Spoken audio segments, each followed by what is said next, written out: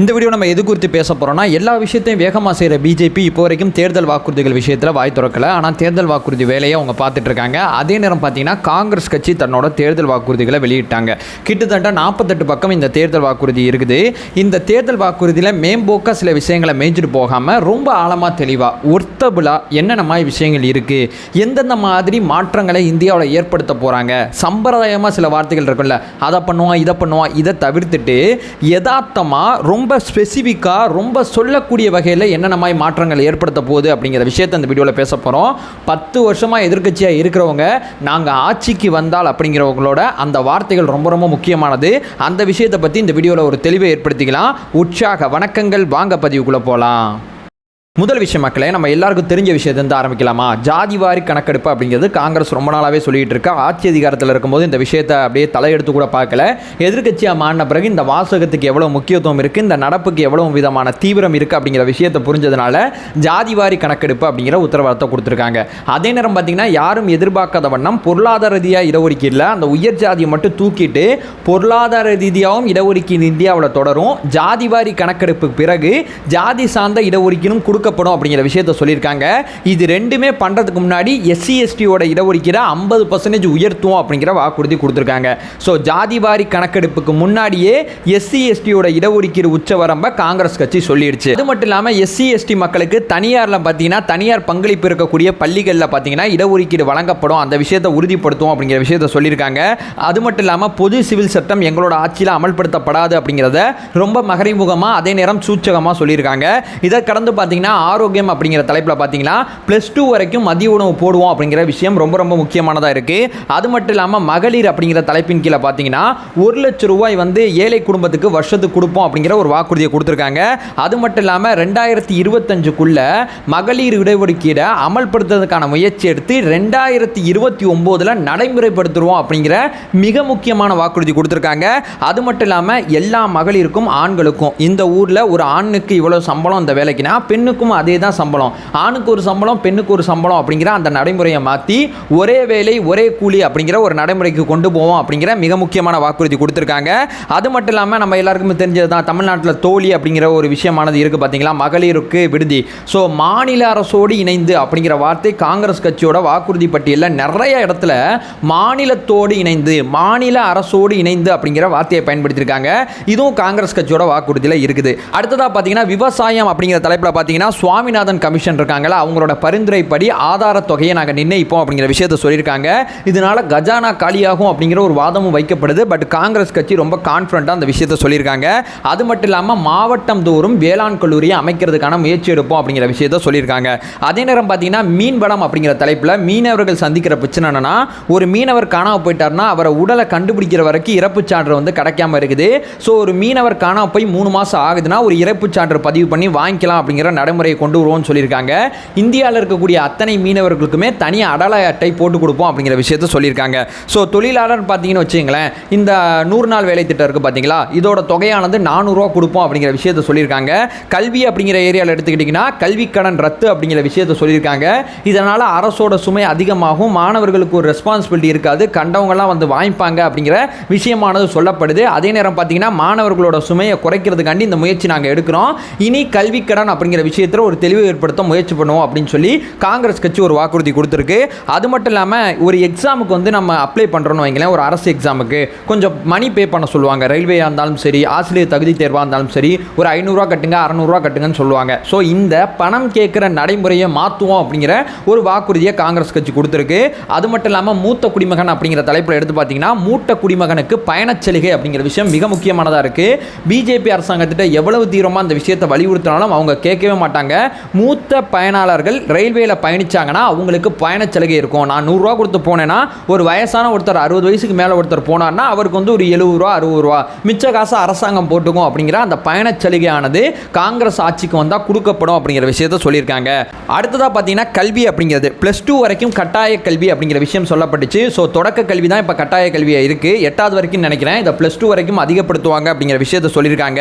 அது மட்டும் இல்லாமல் ஆசிரியர்கள் கற்பித்தல் தொழிலுக்கு மட்டும் மட்டும்தான் பயன்படுத்துவோம், வேற எதுக்கும் ஆசிரியர்களை பயன்படுத்த மாட்டோம் அப்படிங்கிற ஒரு வாக்குறுதி கொடுத்துருக்காங்க. அது மட்டும் இல்லாமல் ஒப்பந்த ஆசிரியர்கள் இதெல்லாம் செய்ய முடியுமான்னு தெரியல. ஒப்பந்த ஆசிரியர்கள் அப்படிங்கிற ஒரு விஷயம் இல்லாமல் ஆசிரியர் நியமிச்சாவே நிரந்தர ஆசிரியர்களாக தான் நியமிப்போம் அப்படிங்கிற விஷயத்தை சொல்லியிருக்காங்க.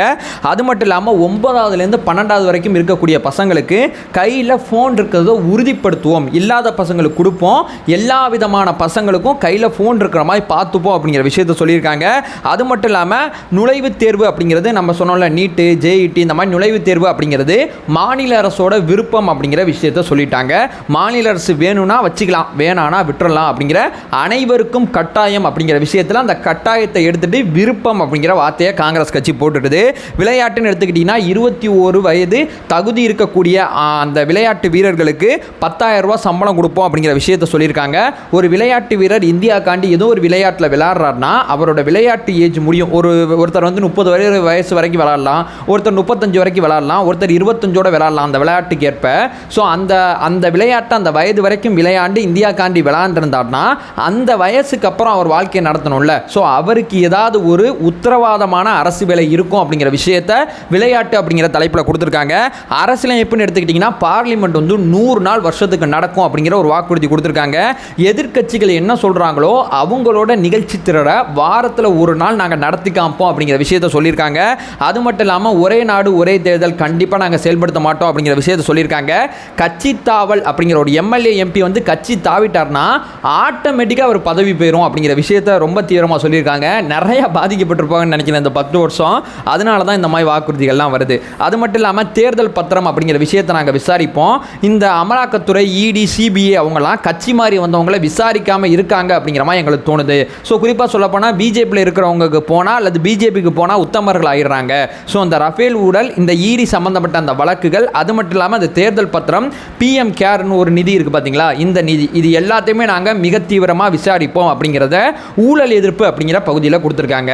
அது மட்டும் இல்லாமல் நீதித்துறையின் கீழே பார்த்தீங்கன்னா அரசியலமைப்பு நீதிமன்றம், மேல்முறையீட்டு நீதிமன்றம் அப்படிங்கிற இருதரப்பான நீதிமன்றங்களை அமைப்போம். அரசியலமைப்பில் எதுவும் டவுட்டு, எதுவும் கிளாரிஃபிகேஷன் வேணும்னா 7 நீதிபதிகள் கொண்ட அமர்வு விசாரிக்கிற மாதிரியும், மேல்முறையீடு அப்படின்னு வந்தால் அதை 3 நீதிபதிகள் கொண்ட அமர்வு விசாரிக்கிற மாதிரி நாங்கள் திருத்தங்கள் செய்வோம் அப்படிங்கிற விஷயத்தை சொல்லியிருக்காங்க. அது மட்டும் இல்லாமல் ஜிஎஸ்டி அப்படிங்கிற சட்டத்தில் சில திருத்தங்களை ஏற்படுத்துவோம்னு சொல்லியிருக்காங்க. விவசாயம் சார்ந்த பொருட்களுக்கு நாங்கள் பார்த்தீங்கன்னா அந்த ஜிஎஸ்டி தொகையை விதிக்க மாட்டோம் அப்படிங்கிற விஷயத்தை சொல்லியிருக்காங்க. ஜிஎஸ்டியில் ஒரு பகுதியை உள்ளாட்சி நகர்ப்புறங்களுக்கு நாங்கள் நேரடியாக கொடுக்குற மாதிரி மாநில அரசோட பேசி இந்த விஷயத்தை செயல்படுத்துவோம் அப்படிங்கிற விஷயத்தை சொல்லியிருக்காங்க. ஜிஎஸ்டி சட்டத்தில் பலவிதமான மாற்றங்களை ஏற்படுத்துறதுக்கான முயற்சி எடுப்போம்னு சொல்லியிருக்காங்க. அடுத்து மிக முக்கியமானது மத்திய மாநில அரசோட உறவுகள். மத்திய மாநில அரசோட உறவுகளில் ஜம்மு காஷ்மீருக்கு மாநில அந்தஸ்து கொடுத்தோம் அப்படிங்கிற விஷயத்தை சொல்கிறாங்க. அது மட்டும் இல்லாமல் நம்ம பாண்டிச்சேரி இருக்குது பார்த்தீங்களா, பாண்டிச்சேரிக்கு மாநில அந்தஸ்து கொடுப்போம்னு சொல்கிறாங்க. டெல்லியில் பார்த்தீங்கன்னா ஆளுநர் அமைச்சர்களோட அறிவுறுத்தல் அடிப்படையில் அமைச்சர்கள் சொல்கிறத கேட்டு, அமைச்சரவை கேபினெட்டுக்கு சொல்கிறத கேட்டு ஆளுநர் செயல்படணும் அப்படின்னு சொல்லி ஒரு திருத்தம் கொடுப்போம் அப்படிங்கிற விஷயத்தை சொல்லியிருக்காங்க. அது மட்டும் இல்லாமல் நாங்கள் கண்டிப்பாக வந்து அட்டவணையில், அதாவது மாநில அரசு மத்திய அரசு அட்டவணையை நாங்கள் மறுபரிசீலனை செய்வோம் அப்படிங்கிற விஷயத்தை சொல்லியிருக்காங்க.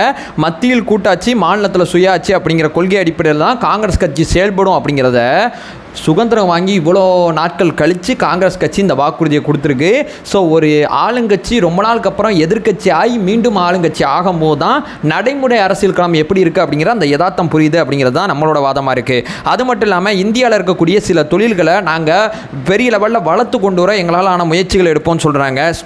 ஸ்டீலு, உலோகங்கள், அது மட்டும் இல்லாமல் சிமெண்ட்டு, ஆட்டோமொபைல் இண்டஸ்ட்ரி, எலக்ட்ரிக்கு, மருந்துகள், தனிமம், இது சார்ந்த விஷயங்களில் நாங்கள் நிச்சயமாக இந்த தொழில்கள் அத்தனையுமே இந்தியாவோட மிக முக்கியமான ஆணித்தனமான தொழில்களாக இருக்குது. இந்த தொழில்களை அடுத்த கட்டம் போகிறதுக்கு எங்களாலான எல்லா முயற்சியும் எடுப்போம் அப்படிங்கிற விஷயத்த காங்கிரஸ் கட்சி சொல்லியிருக்காங்க.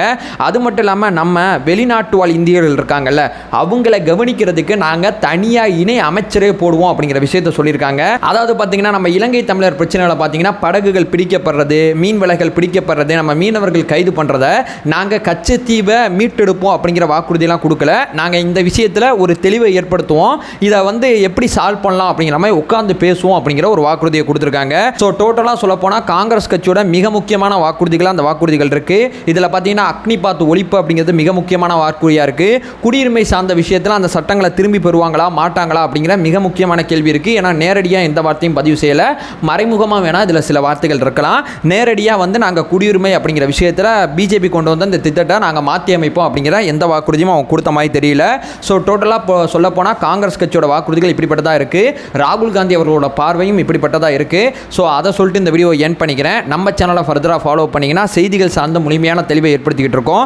ஸோ காங்கிரஸ் கட்சியோட வாக்குறுதியில் உங்களுக்கு சரி தப்பு எதுவாக இருந்தாலும் இந்த வீடியோக்குள்ள கமெண்ட் பண்ணுங்கள். நம்மளோட ஒரே நோக்கம் அறியாமை அகற்ற வேண்டும், அறியாமை அகற்றப்பட வேண்டும். Thank you so much.